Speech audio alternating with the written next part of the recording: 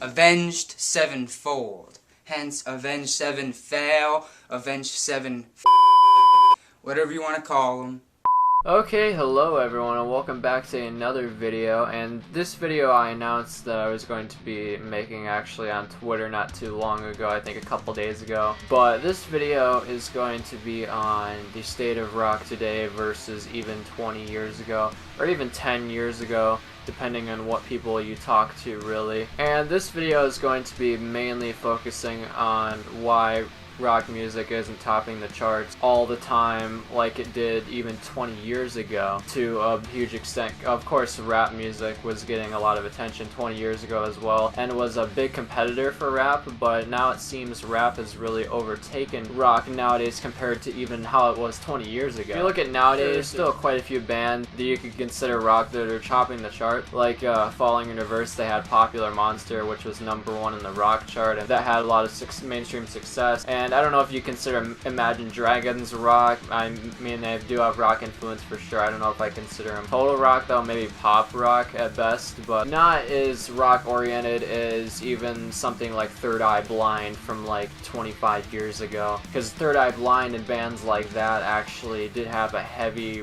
rock influence, and it was pretty much rock altogether with just a little 90s pop influences for sure, but still had that really rock oriented sound, unlike bands like Imagine Dragons do in my opinion. Of course yours may be different depending on, you know, the song. I haven't heard all of Imagine Dragons songs, but I've heard quite a few. But let's look at the 90s, which was the time when there were more and more competitors to the genre of rock, including grunge, that is, because of course grunge is a subgenre of rock, as we all know. So in the 90s there was, as of mainstream rock bands, there was the grunge era, which was like Nirvana, Pearl Jam, Alice in Chains, and all those bands.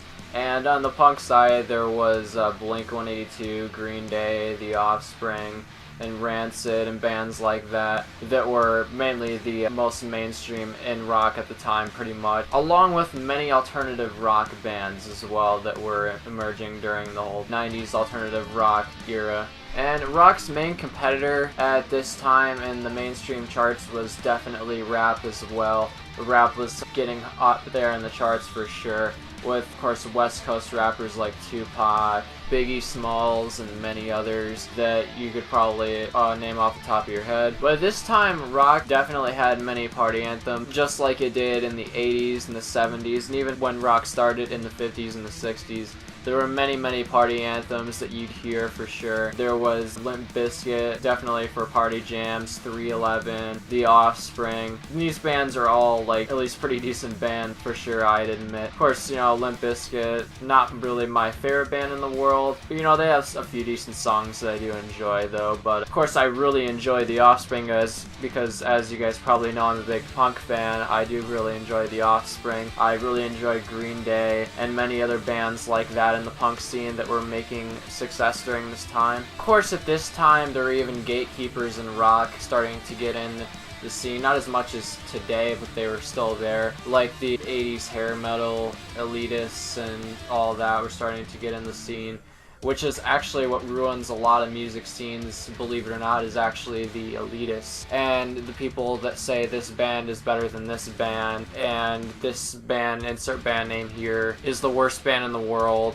and insert 80s hair metal band or whatever here is the greatest band in the world, and any other opinion that says otherwise is factually wrong, you know, those kinds of people. For example, someone in the 90s might have said, hey, Queen is 1,000,000 times better than that gay-ass Nirvana, or whatever. But, of course, Nirvana became one of the most successful rock bands of all time. Even still to this day, they have many listeners. So, of course, that really means nothing to the band, of course, and doesn't really affect them all that much in most cases. But of course the most mentionable era of the elitists really starting to show is of course the era of bands like Escape the Fate, Falling in Reverse, Sleeping with Sirens, Motionless in White, you name it. The elitists really started to pop out during this time. The metalcore era, or the emo era as many will call it. There were the elitists all over the place, especially with the rise of the internet becoming a more popular thing,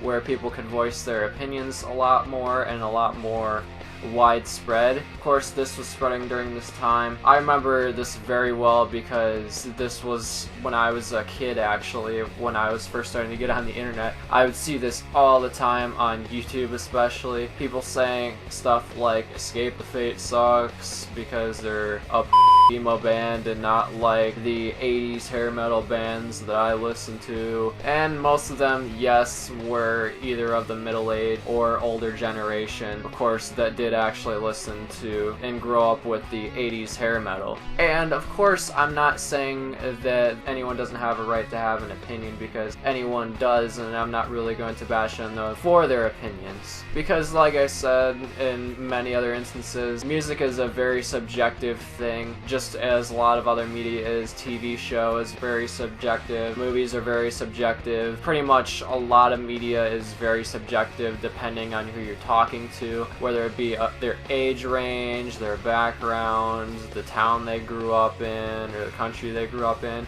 Whatever, this all can affect your music taste, the TV shows you're into, the movies you're into even. So, of course, not everyone's gonna have the same taste. And me, myself, I do appreciate the people way back in the day that really helped rock spring up, for sure, and even innovate it in many musical ways way back then in like the 60s and 70s, like Jimi Hendrix, Beatles even, Queen, and bands like that. I do admire them and actually do enjoy a lot of their music, for sure, and still listen to it this day, and I've been listening to it probably ever since I was like 5, so I do appreciate them and always will too. But I did also grow up with bands that emerged and became mainstream around the 90s and the 2000s, like Blink-182, Green Day, even bands like Escape the Fate, Less Than Jake, MXPX, so many others that I listened to that were around during that time and making mainstream stuff during the time, for sure, making the mainstream charts and everything. Of course, I also enjoy more obscure things from around the 90s and 2000s eras, for sure, too, like H2O and Big Drill Car, Holy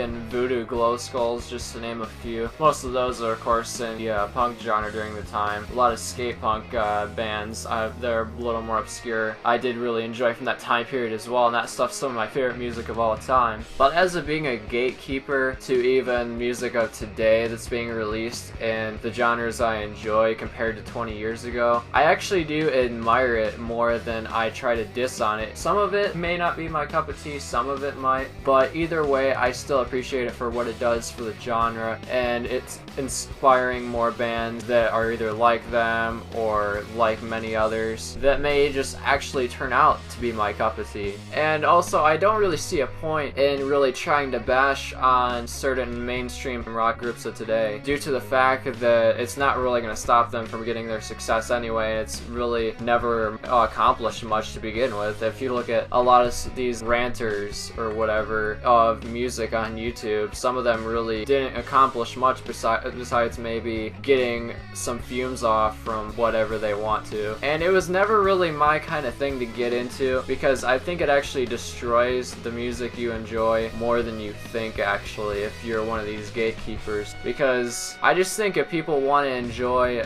any type of music they want, they can. That's just me. I know some people are different, and I may not change some people's minds. All I'm gonna say is enjoy what you enjoy, and just leave it at that. And, as a people that may listen to a different type of music that you don't like, that you've just figured out about, don't even bother with it. Of course, it's not even worth it in the long run anyway. Just listen to the music you enjoy and have a good time. I hope this video was informative to my fans out there and people who are fans of rock in general. And I will probably put this video to a close, so I will see you guys in the next video. Peace.